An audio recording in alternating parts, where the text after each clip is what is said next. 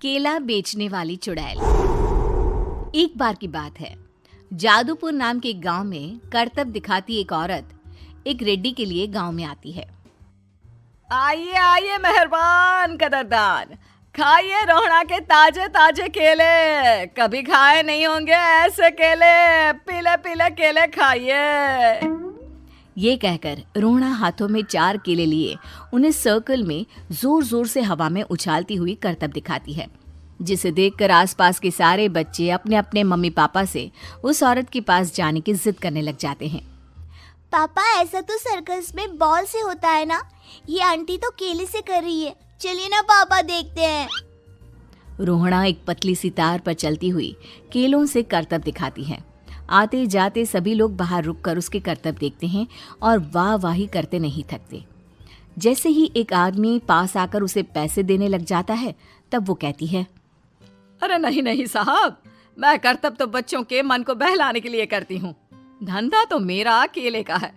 पीछे देखो मेरी रिड्डी, जो भी मेरे केले खाएगा मेरी तरह चुस्त दुरुस्त और तंदुरुस्त हो जाएगा।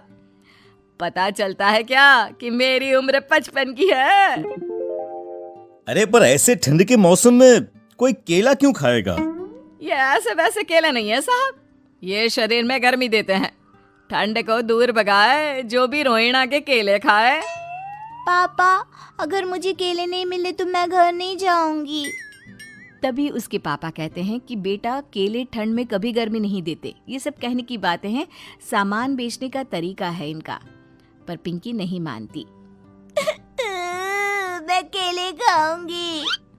पिंकी की जिद के आगे नत्थू हार जाता है और उसे केले खरीद कर दे देता है। पिंकी खुश होकर केले घर ले आकर खाती है। अब मैं भी करतब करूंगी, कितना मजा आएगा। जादुई केले। पिंकी पहला केला खत्म भी नहीं करती कि वो बेहोश हो जाती है। दूसरे केले से एक काला धुआं आता है और रोहड़ा चुड़ैल बनकर बाहर निकल आती है। मेरे भूतिया केले बच्चे न खाए, ऐसा हो ही नहीं सकता। जादूपुर वालों, कब तक बचोगे? आ गई हूं मैं रोहड़ा, जिसका कोई नहीं कर सकता सामना। रोहड़ा पिंकी को गोद में उठाकर काले धुएं में कहीं गायब हो जाती है।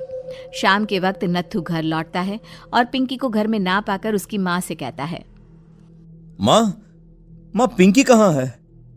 अरे बेटा, उसे तो तू सुबह करतब दिखाने ले गया था ना, फिर कहाँ वापस आए तुम दोनों? मुझे लगा तू उसे अपने साथ मंडी ले गया होगा। हे भगवान, मेरी बच्ची कहाँ गई? मैं उसे घर ही तो छोड़कर गया था माँ। नत्थू गांव के घर कोने में अपनी बेटी को ढूंढता है, पर उसे वो कहीं नहीं मिलती। परेशान होकर आके रो रो कर नत्थू हिम्मत हार कर घर लौट आता है। अगली सुबह रोहड़ा फिर से करतब दिखाने आती है और इस बार पिंकी की तरह रोनी केले खरीद लेता है। 50 रुपए दिए थे पापा ने, सारे पैसों की मैंने केले खरीद लिए हैं।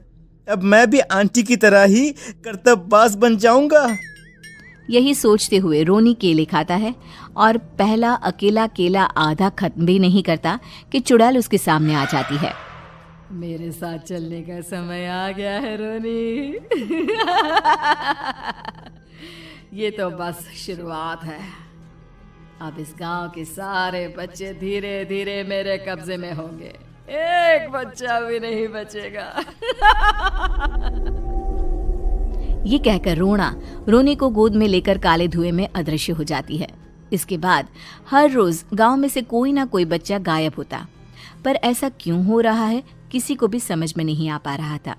रोज की तरह अपनी बेटी पिंकी की तलाश में नत्थू गांव के एक तालाब के पास बैठा रो रहा था। कहाँ गई मेरी पिंकी?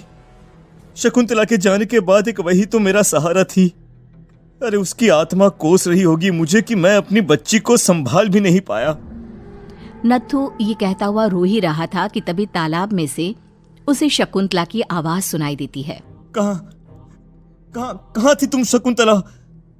हमारी बच्ची और सारे गायब हुए बच्चे रोहड़ा के कब्जे में हैं। वो बच्चों को जो केले देती है उससे बच्चे बेहोश हो जाते हैं और उसके कब्जे में आ जाते हैं और वो उन्हें ले जाकर काली दुनिया में ले जाती है। पर वो ऐसा क्यों कर रही है? ये मैं नहीं जानती, पर उस दुनिया का रास्ता मैं आपको बता सकती हूँ। जहां ये नदी खत्म होती है वहां एक केले का पेड़ है, उसके नीचे एक दरवाजा है, वहीं से रास्ता जाता है उस दुनिया का। ये कहकर शकुंतला की आत्मा गायब हो जाती है। गांव के सभी लोग झुंड बनाकर उसी रास्ते से काली दुनिया में चले जाते हैं और वहां देखते हैं कि सारे बच्चे वहां काम कर रहे थे। पापा मुझे ले चलो यहाँ से। पापा पापा। सभी बच्चे अपने मम्मी पापा से लिपट जाते हैं। तो तुम लोग यहाँ तक आ गए?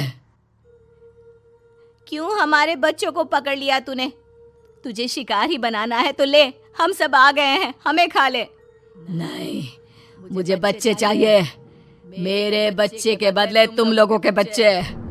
क्या मतलब? मैं इसी गांव में रहने वाली एक औरत थी। केले की चोरी के इल्जाम में मेरे बेटे को गांव वालों ने इतना मारा कि वो मर गया। उसी दिन मैंने ठान लिया कि गांव वालों का भी वही हाल करूंगी।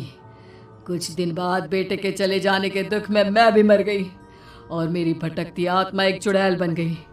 और फिर मैंने बदला लिया तुम सबके बच्चे छीनकर। बर्दाश्त नहीं कर पाए ना? सोचो मुझ पर क्या बीती होगी। हमें माफ कर दो रोना। पता नहीं ये किसकी गलती थी, पर हम सभी माफी मांगते हैं।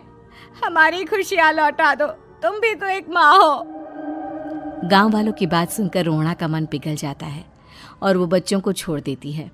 उसके बाद काली दुनिया बच्चों के लिए जादुई दुनिया बन जाती है। अब कोई भी कभी भी वहां आ जा सकता था।